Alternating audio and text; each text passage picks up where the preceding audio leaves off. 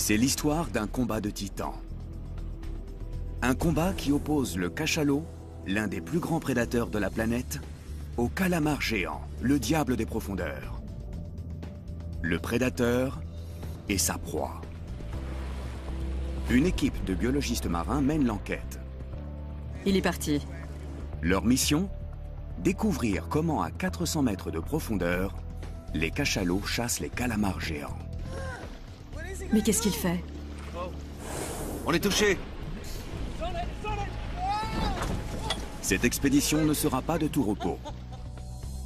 Les scientifiques vont devoir s'aventurer dans les profondeurs des abysses.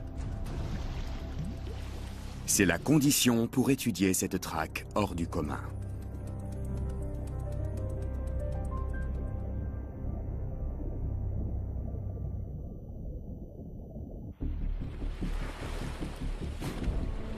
Dans le golfe de Californie, un groupe de chercheurs va tenter de fixer une caméra sur un animal mythique. Le grand cachalot. Sa proie préférée, le calamar géant. Un énorme céphalopode vif comme l'éclair. La chasse a lieu à plusieurs centaines de mètres de profondeur. Personne n'y a jamais assisté. C'est l'un des grands mystères de la nature. Le filmer serait une avancée considérable.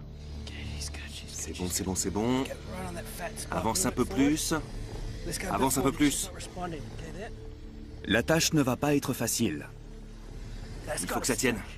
Mince. Ça ne marche pas notre truc. Ça ne marche pas du tout. On était parfaitement placés, c'est trop bête.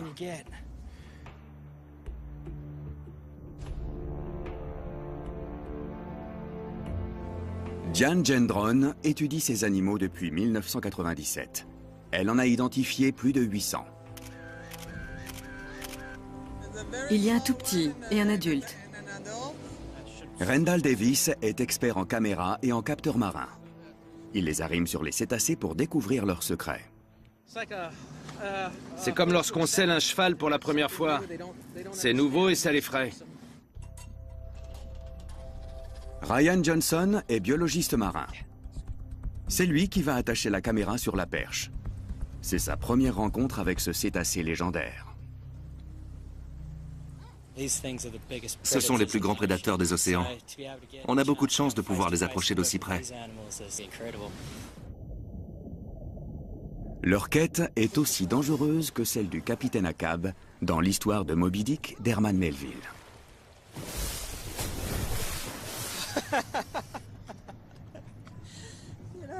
Ces cachalots sont vraiment énormes.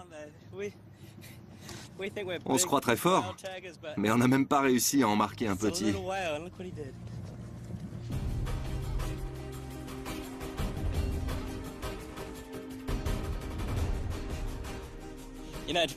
Je rêve depuis toujours de participer à ce genre de mission. J'ai grandi avec ces histoires incroyables de chasse entre cachalots et calamars géants.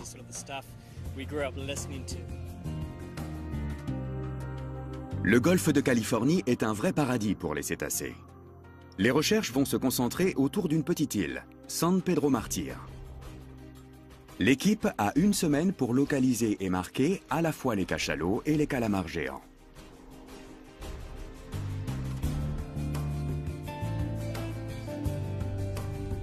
Cette expédition est le point déterminant d'un programme de recherche mené par Diane et Rendall.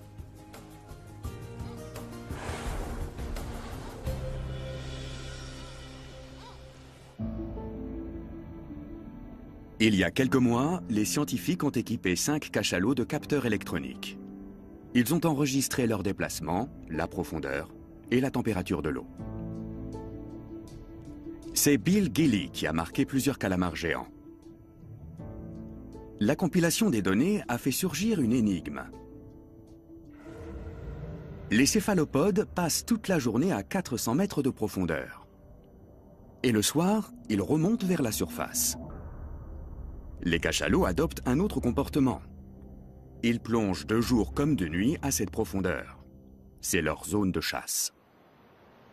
Mais qu'est-ce qui pousse les cachalots à chasser par 400 mètres de fond plutôt que d'attendre la nuit que les calamars remontent? Pour répondre à ces questions, les scientifiques ont décidé d'installer une caméra sur le dos d'un cachalot. L'avantage des données visuelles, c'est qu'elles nous permettent d'appréhender les subtilités du comportement des animaux. Sans elles, ce serait incompréhensible.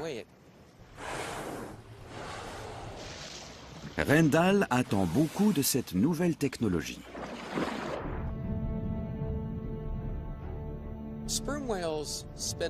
Les cachalots passent la plupart de leur temps dans une zone comprise entre 200 et 1000 mètres de profondeur. On sait très peu de choses sur la faune qui y vit. Mais c'est là que les cachalots chassent leur proie. Cet animal de 20 mètres de long est parfaitement adapté aux fonds abyssaux. Son énorme tête abrite un système sonar ultra puissant. C'est une masse de tissu adipeux, appelée organe du spermacétie. Elle lui permet de produire des impulsions sonores, appelées cliquetis ou clics. Chaque impulsion est amplifiée par une série de lentilles acoustiques. Celles-ci concentrent le signal en un faisceau directionnel. Aucun animal au monde n'émet de son d'une telle intensité. Les clics peuvent avoisiner les 230 décibels. Les cachalots communiquent entre eux à des kilomètres de distance. Ils peuvent également localiser des objets, en écoutant leur écho. Ainsi, même dans les fonds privés de lumière, le cachalot perçoit son environnement grâce au son et peut traquer ses proies.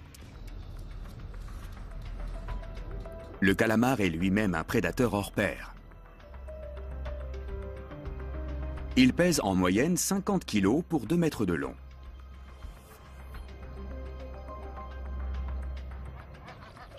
Bob Cranston est caméraman spécialisé dans la prise de vue sous-marine. Il va aider l'équipe à trouver des calamars géants. Il les filme depuis 10 ans. Ce sont des prédateurs très agressifs. Ils n'hésitent pas à venir vous suçoter les jambes et il faut les repousser très fermement. S'il y en a plusieurs, c'est assez dangereux. Ils sont parfaitement adaptés aux profondeurs. Leurs yeux sont sensibles à la lumière polarisée. Ils voient dans le noir le plus total. Les calamars géants se déplacent en expulsant violemment l'eau à travers un entonnoir musculeux. Ce sont des animaux extrêmement rapides. Comment les cachalots font-ils pour les attraper? La caméra nous permettra peut-être de le découvrir. L'idée, c'est de placer cette caméra de manière à voir au-dessus de la tête de l'animal. Elle permet de le suivre pendant qu'il chasse, qu'il capture ou dévore ses proies. C'est pratiquement l'unique moyen de savoir ce que font les animaux qui plongent à ces profondeurs. Rendall a déjà fixé des caméras sur le dos de requins-baleines. Il a ainsi découvert qu'ils attirent les petits poissons et leurs prédateurs.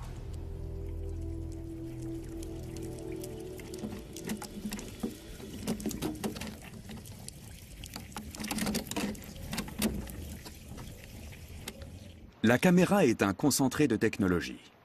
Elle est équipée d'une diode électroluminescente et d'un hydrophone. Comment on fait pour l'arrimer sur le cachalot? Les calamars géants utilisent des ventouses pour saisir leurs proies et les attraper.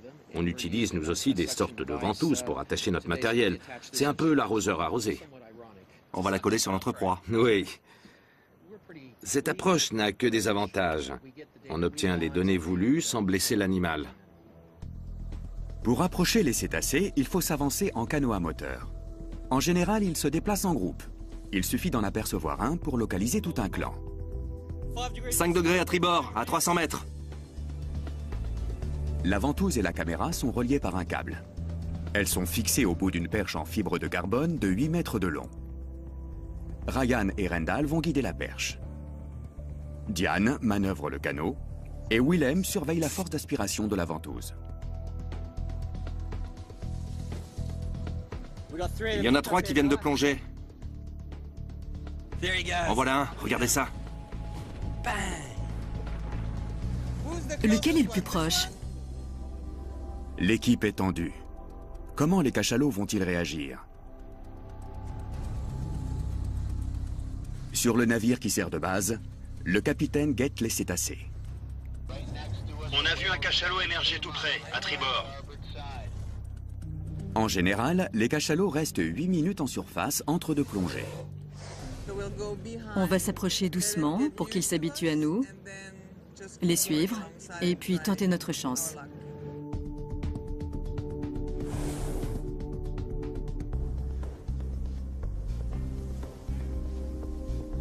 On est prêt? Je pense que oui. C'est bon pour toi?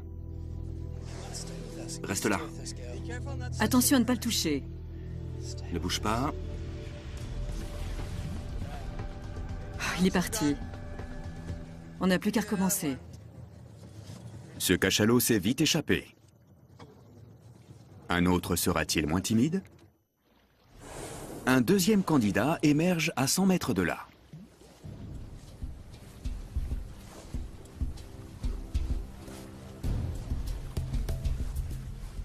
On est prêt? Ne bouge pas. Reste avec nous. Reste avec nous. On peut y aller. Ne bouge pas. Vas-y vite, vite, vite!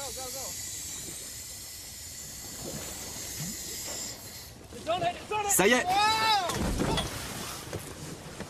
Ça va? Ouais. La deuxième, c'était la bonne. On a eu du bol. Une sacrée veine, oui. Le voilà! Il aime pas ça. Je n'ai pas vu la caméra. Elle est puissante, cette ventouse. C'était énorme. Je crois que c'est bon, là. Oui, c'est bien accroché. C'était vraiment magique. On s'était fixé une mission et en 20 minutes, on l'a menée à bien. L'inconvénient, c'est que ça ne plaît pas au cachalot. C'est juste une ventouse, mais ça le gêne.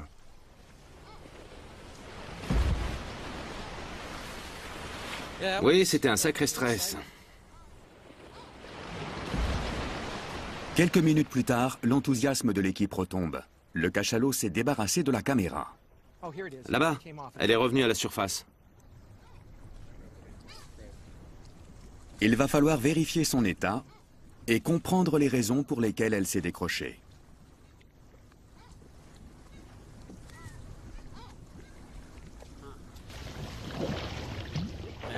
Il faut revenir à bord pour vérifier que la ventouse fonctionne. L'équipe découvre aussi que l'opération n'est pas sans risque. J'ai eu peur qu'on soit renversé. J'ai cru que Ryan avait été touché, qu'il avait reçu un coup sur la tête, alors j'ai agrippé son t-shirt pour le retenir. Heureusement, il avait juste perdu l'équilibre. Mais on a eu chaud. C'est pas très agréable. La queue du cachalot est arrivée sur Rendal et moi à une vitesse foudroyante. Si on avait réagi quelques centièmes de seconde plus tard, je ne sais pas ce qui serait passé. Il faut qu'on revoie notre plan d'approche et qu'on se montre plus prudent. On a tendance à oublier à quel point ces animaux sont puissants. Bob Cranston, lui, est bien conscient du danger. Quand on nage avec les baleines, il y a une zone de danger que j'appelle l'arc de la mort. C'est l'intervalle qui sépare la nageoire pectorale de la queue. Si vous vous retrouvez entre la pectorale et la queue, et que celle-ci fouette l'eau d'un mouvement latéral, elle peut vous arracher la tête, vous briser la poitrine, ou vous casser les côtes. Bref, vous faire passer un sale quart d'heure. C'est ça l'arc de la mort. Ça ne va pas être facile de trouver un autre cachalot. On va en trouver près de l'île, c'est sûr et certain. San Pedro Martyr est une île volcanique.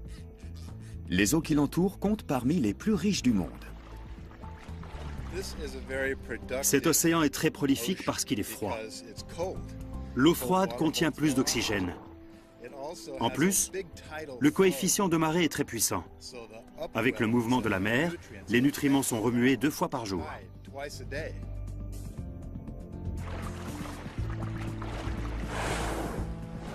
C'est un endroit unique. On sent une énergie, une activité débordante.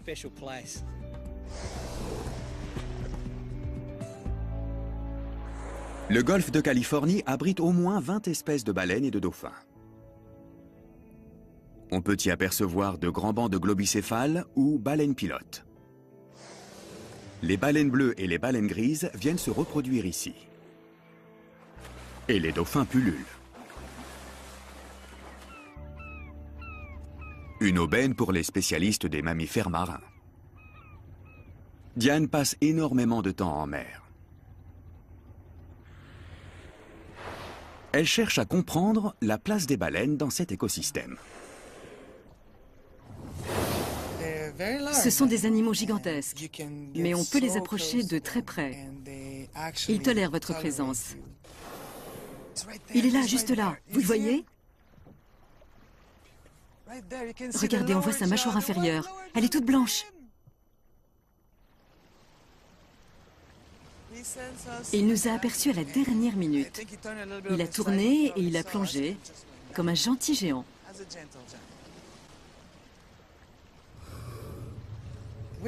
On sait très peu de choses sur eux. La moindre découverte est un événement. Les cachalots sont très nombreux dans le golfe, plus d'1 millier. Mais pourquoi? Il y a une forte concentration de calamars géants dans cette zone.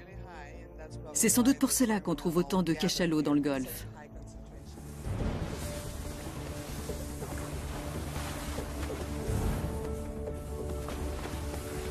Les grands dauphins accompagnent souvent les cachalots. Les scientifiques sont en bonne compagnie.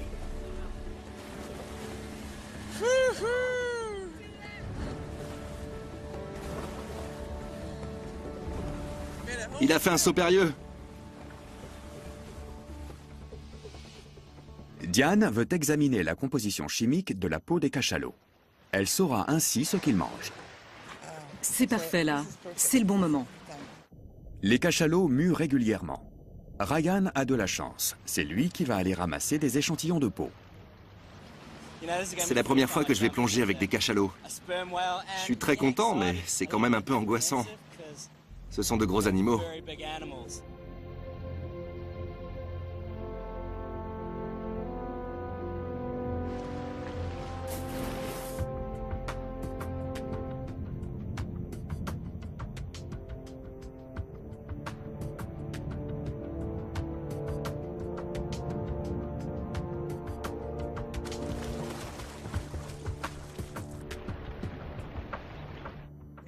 Il a un bout de peau.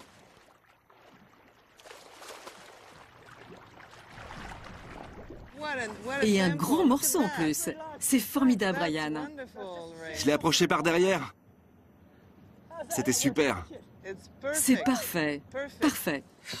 C'était génial de nager avec eux. J'ai sauté et j'ai suivi 2 ou 3 individus. Il y avait même un petit. C'est un sentiment indescriptible. C'est incroyable. Voilà à quoi ressemble la peau de cachalot. Elle est très sombre et très dure. On va analyser ce bout de peau. Il nous permettra de savoir si leur régime alimentaire a changé. D'après les recherches de Diane, cette population de cachalots se nourrit presque exclusivement de calamars géants. Un grand mâle peut en dévorer 350 en une journée. Il faut approcher les mâles avec prudence. Ils sont 2 fois plus gros que les femelles. Et ils peuvent se montrer agressifs. Je ne sais pas comment il va réagir. C'est un peu dangereux. C'est un grand mâle, comme dans Moby Dick. Très vite, le cétacé les détecte.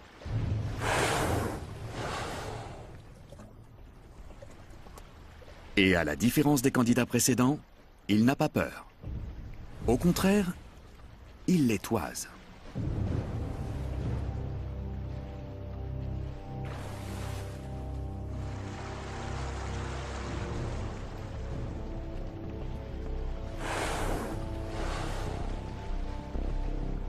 Le monstre de 30 tonnes se dirige vers eux.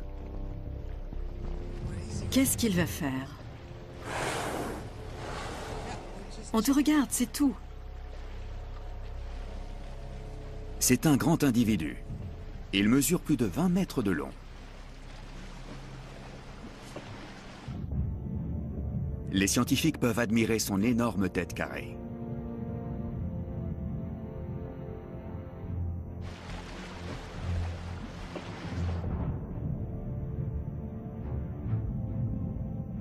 La peau des cachalots est très caractéristique. Elle est ridée. Il s'éloigne. Il était simplement curieux. Il est parti. À tribord. Il vient vers nous. Deuxième jour de la mission. L'équipe se trouve au milieu d'un cercle très animé. Ils sont énormes. Il y en a 3, là, là et derrière. Il y a des mâles partout. 1, 2, 3. T'as vu sa gueule grande ouverte? Ils se disputent un territoire. Mieux vaut ne pas tenter de les marquer. La réaction d'un grand mâle pourrait être plus violente, puisqu'ils sont 2 fois plus grands. Et je ne pense pas qu'on ait envie de voir ce que ça donne. Tu sais pourquoi Diane ne veut pas arrimer de caméra sur un mâle? Elle a peur qu'il revienne nous agresser. C'est vrai? Mais oui, bien sûr. Oui, ils sont dangereux. Si on tente le coup sur un mâle, il y aura seulement une plus grosse queue qui tentera de nous faire chavirer. Mais qu'elle soit grande ou petite, de toute façon, si elle nous frappe, on boira la tasse. Au fond, ça ne fait pas de grande différence. Je suis catégorique, pas de mâle. On ne sait pas comment ils peuvent réagir. Ils continuent donc de chercher des individus de taille plus modeste. Mais même un petit cachalot sera toujours aussi grand que leur canot.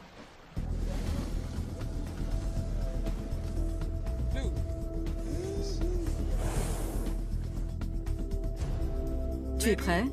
Prêt.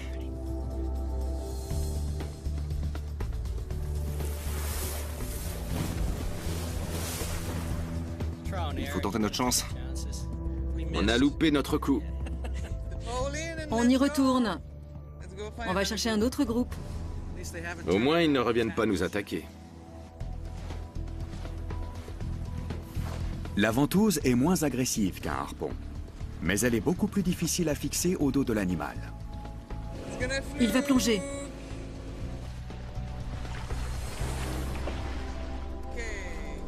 C'est la dernière chance de la journée. Avancez. Avancez. Attention. On réessayera demain. Le lendemain matin, la mer est calme. Une femelle se repose à la surface. Et elle n'est pas seule. Il y a un petit. Super.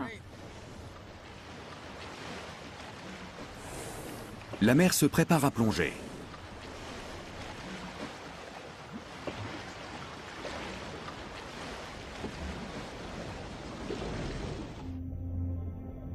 Elle part pêcher dans les profondeurs.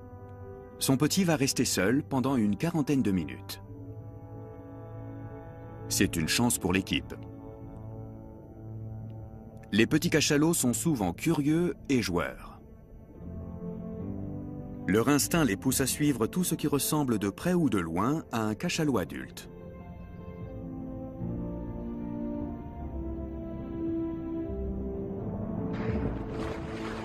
Ce petit pèse déjà 1 tonne et mesure 4 mètres de long. Il passe ses journées à respirer, téter et suivre sa mère.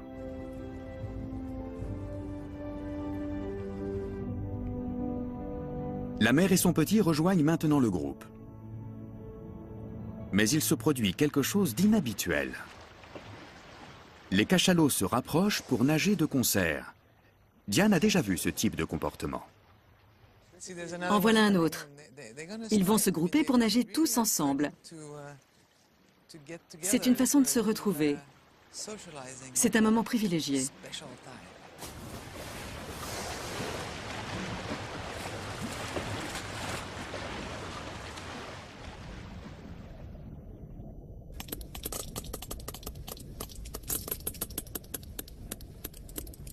Les cachalots semblent apprécier ce contact étroit.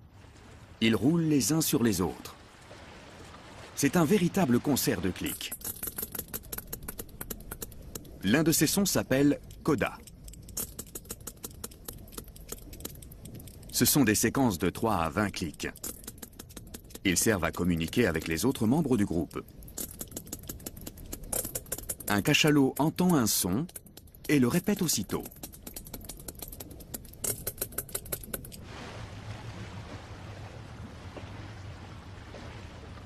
Les scientifiques ont analysé ces séquences. Ils ont découvert que leur schéma correspondait à celui d'une conversation.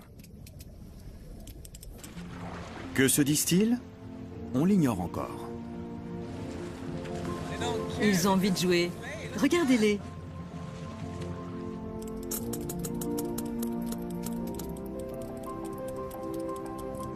Ils passent un moment convivial. Ils batifolent, ils se frottent les uns sur les autres. On voit des têtes et des queues émerger. C'est dans ces moments-là qu'ils émettent des codas. Et là, on a vraiment envie d'aller sous l'eau, voir ce qui se passe. Mais pourquoi ils font ça? C'est le petit, je crois qu'il avait envie de jouer. Regardez, ils sont tous alignés. Avec des dauphins qui passent. J'adore ces moments-là. C'est merveilleux de les observer, d'être près d'eux en mer.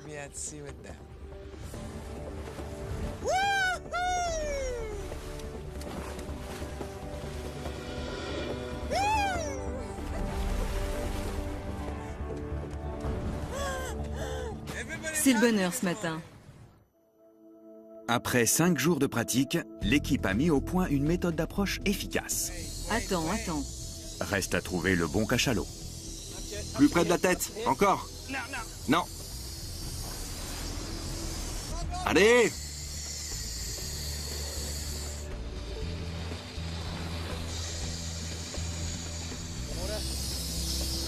Ça n'aspire pas.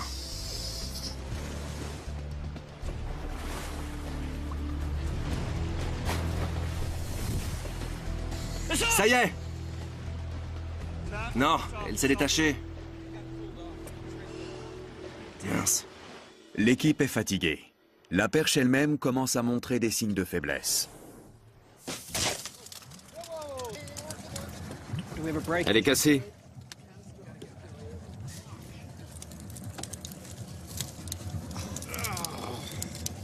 Attends. Vas-y doucement. Il faut rentrer.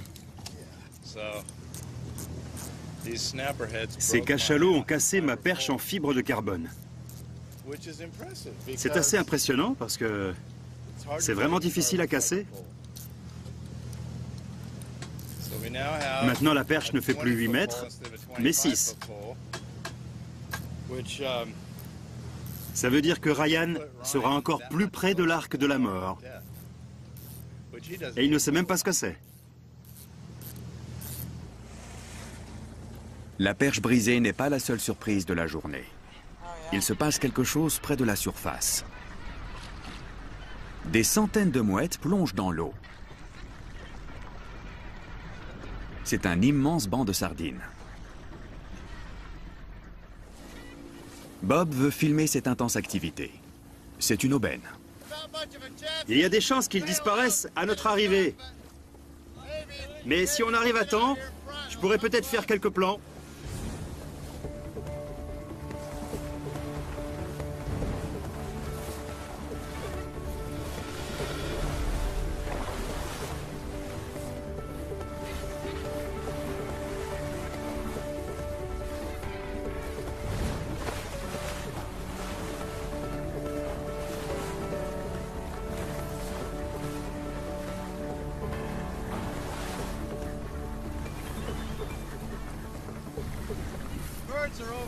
Les oiseaux sont juste au-dessus du banc.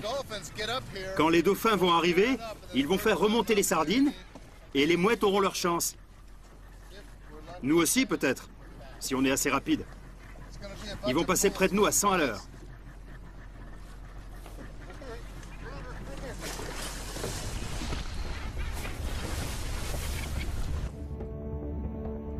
Les dauphins ont repéré les plongeurs. Ils bifurquent pour les éviter. Par ici. C'est raté encore une fois. L'un d'eux nous a regardés. Et à part ça, on n'a pratiquement rien vu. On a entendu leur sonar et toutes sortes de clics et de sons. Et puis, plus rien.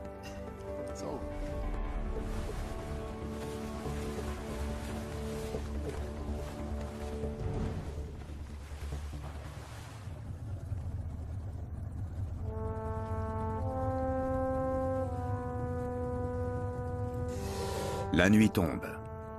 Bientôt, les calamars géants vont remonter à la surface pour se nourrir. Ryan veut équiper l'un d'eux d'un capteur. Mais pour cela, il faut d'abord l'attraper. Ça tombe bien, Bob est un expert. Un vrai pêcheur ne révèle jamais tous ses secrets, mais en voici quelques-uns. D'abord, on allume des torches. Et ça, c'est un leurre. Il est phosphorescent.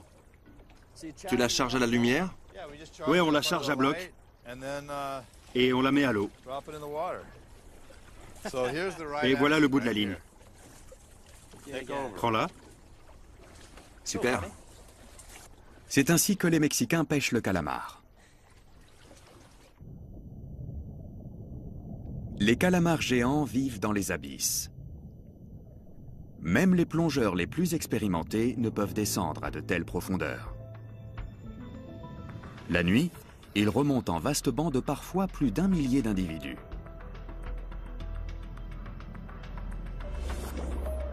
La croissance de cet animal vorace est extrêmement rapide.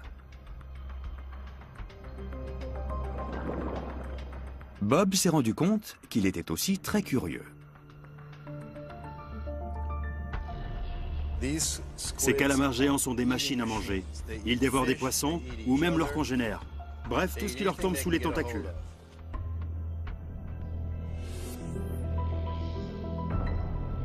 Leurs puissants tentacules sont équipés de ventouses.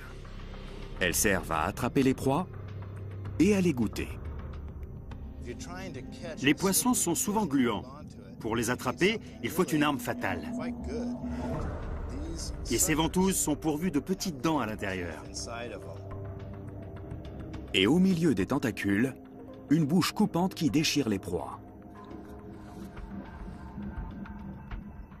Le calamar géant a une si terrible réputation qu'on l'a surnommé le Diable Rouge. Ryan en a attrapé un. C'est un monstre. Je dirais qu'il mesure bien 1,70 m. Le voilà. Regardez-moi ça! C'est dingue! Waouh! La vache! Un petit coup de main peut-être? La vache! Allez, je vais t'aider à le tenir. Pose vite ton capteur qu'on le remette à l'eau. Je vais l'accrocher là. Je fais un tour. On va savoir à quelle profondeur il va, s'il suit les mêmes schémas que le grand cachalot. Ce truc enregistre la profondeur? Profondeur, température de l'eau et position. Je tiens ça. Il est assez fragile. On va pouvoir le remettre. Je le libère. Voilà, super. On le remet à l'eau? On y va? On le soulève? Attention, t'es en train de lui déchirer la peau, là. C'est un animal très fragile. On y va.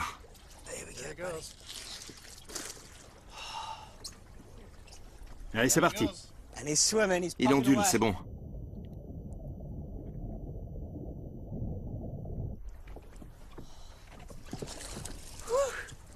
C'est fou cet animal, hein?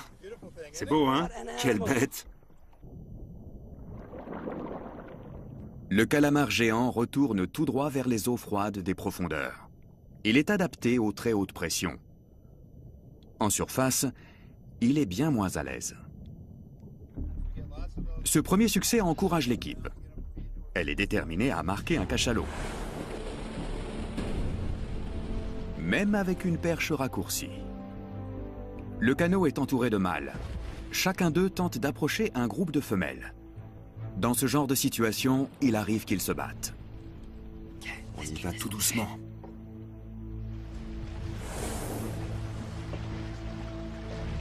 L'un des grands mâles se détourne des autres. Le canot semble l'intéresser. Tu t'approches de nous? Je ne suis pas rassurée.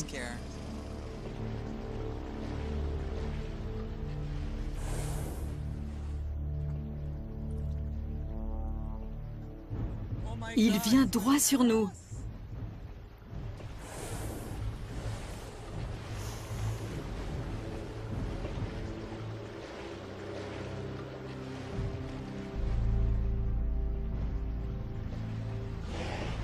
Il veut passer à côté.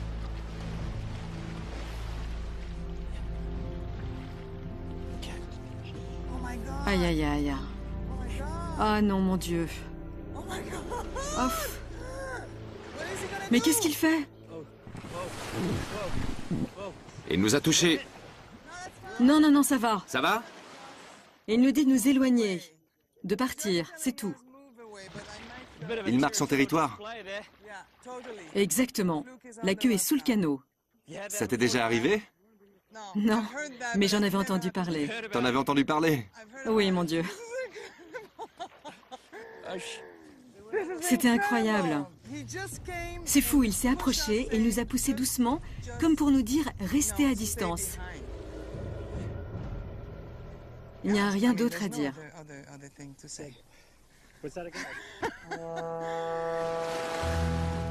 Ils l'ont échappé belle. Le grand mâle disparaît aussi vite qu'il est venu. Les scientifiques décident de chercher un autre groupe. Ils repèrent une femelle seule. Elle se repose en surface. C'est leur dernière chance. On ne va pas te faire de mal.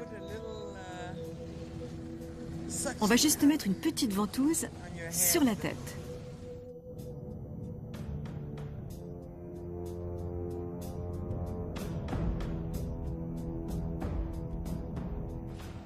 Encore quelques secondes.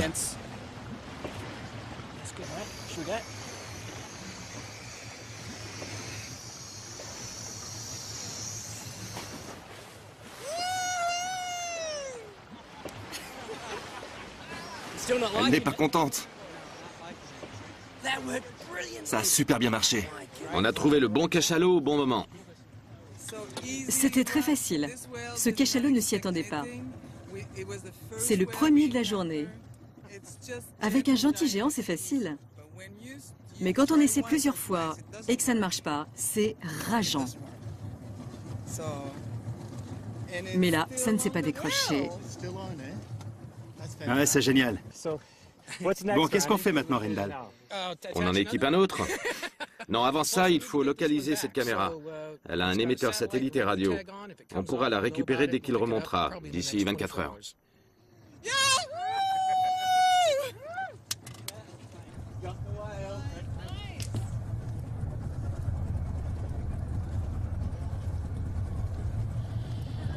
Le cachalot doit être dans les profondeurs.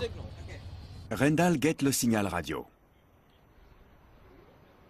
On attend que le cachalot marqué remonte à la surface. Il n'y a pas encore de signal à la surface. C'est une bonne nouvelle. Si la caméra s'était détachée, elle serait remontée et son émetteur se serait déclenché. Si on n'entend rien, c'est qu'elle est sûrement encore fixée sur l'animal. 10 cachalots sont remontés. Ils forment un groupe compact. On voit bien qu'ils restent ensemble. Mais si on regarde de près, on remarque que certains sont face à face. Est-ce une réponse à l'appel de la femelle marquée? Quelque chose les a poussés à se réunir rapidement. Ça, c'est ce qu'on appelle une unité sociale. Ce sont des femelles qui forment un groupe avec leurs petits. Elles vivent ensemble pendant de nombreuses années.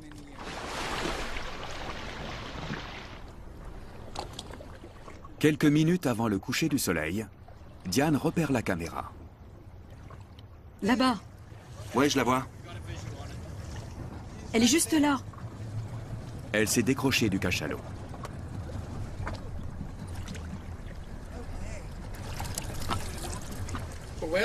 Elle est restée en place pendant 1 heure.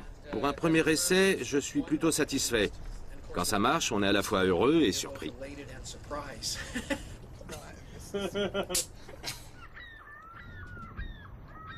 Tout le monde a hâte de voir les images enregistrées.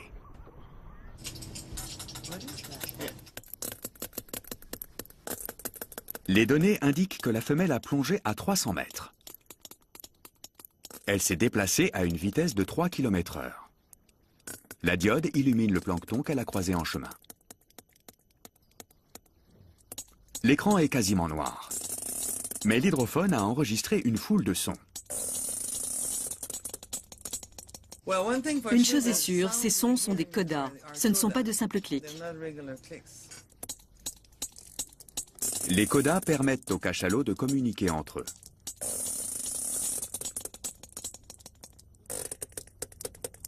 Le cétacé est ensuite remonté à la surface, vers la lumière. Et surprise, il n'est pas seul. Qu'est-ce que c'est? Il y a plus d'un cachalot. Regardez, il y en a un là. Ils nagent tous ensemble. Ils se tiennent très près les uns des autres. C'est magnifique. Il y en a un qui nage à l'envers. Il bouge à peine. On dirait qu'il plane. C'est bien filmé, hein. C'est fou, l'homme peut être remplacé par une ventouse. C'est incroyable. On en voit 5 dans le cadre. 6 même.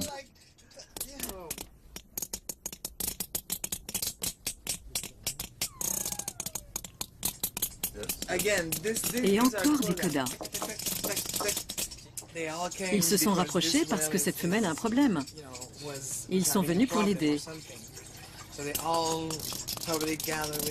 L'autre cachalot se tient vraiment tout près d'elle. Il essaie peut-être de la débarrasser de la ventouse.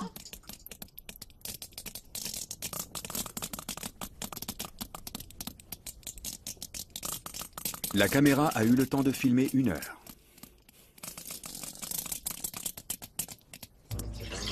Cette étude est une nouvelle fenêtre ouverte sur le monde des cachalots.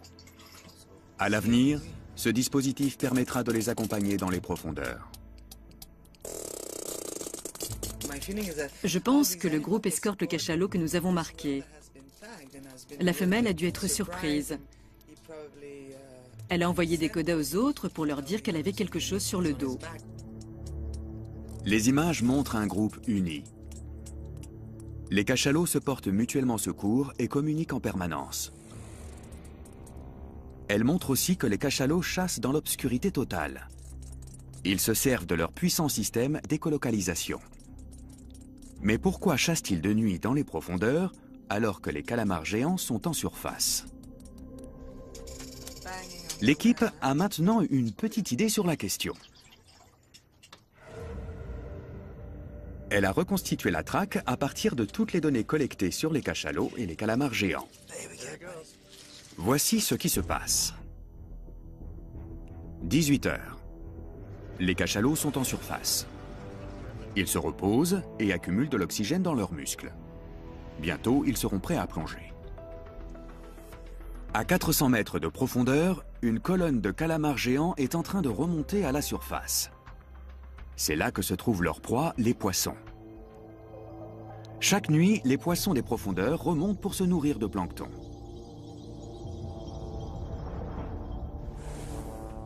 Le cachalot a passé 8 minutes en surface.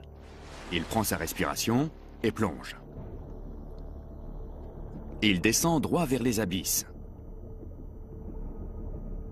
Il ne marque aucun arrêt en chemin.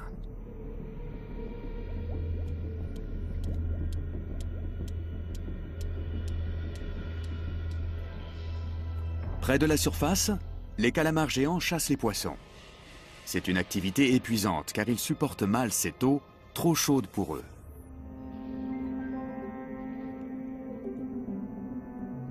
Les données montrent que les calamars géants redescendent à plusieurs reprises dans les profondeurs, sans doute pour se rafraîchir.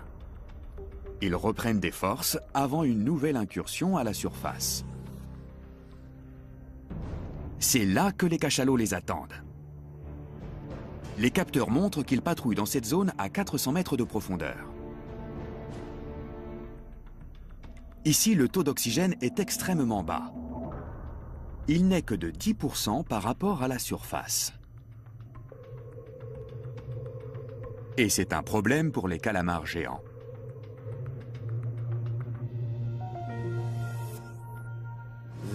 Les calamars géants sont d'ordinaire extrêmement rapides, mais le faible taux d'oxygène les rend peut-être moins vifs et plus faciles à attraper.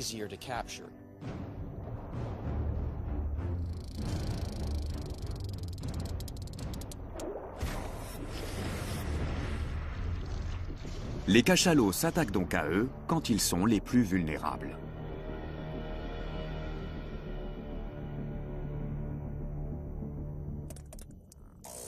Pour les scientifiques, ce film est une avancée considérable.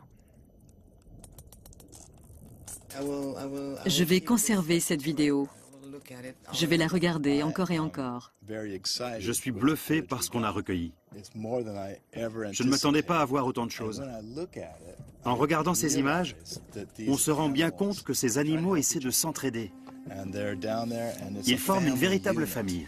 Ce sont des animaux merveilleux. Nous ne comprenons pas les sociétés qu'ils forment, mais on sait qu'ils ont besoin les uns des autres. Les scientifiques n'ont pas réussi à filmer des cachalots traquant les calamars géants comme ils l'espéraient. Mais leurs efforts n'ont pas été vains.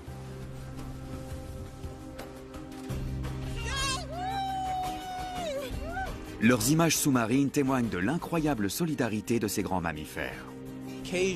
De temps en temps, on a la chance de découvrir quelque chose d'inédit, quelque chose que personne n'avait jamais vu.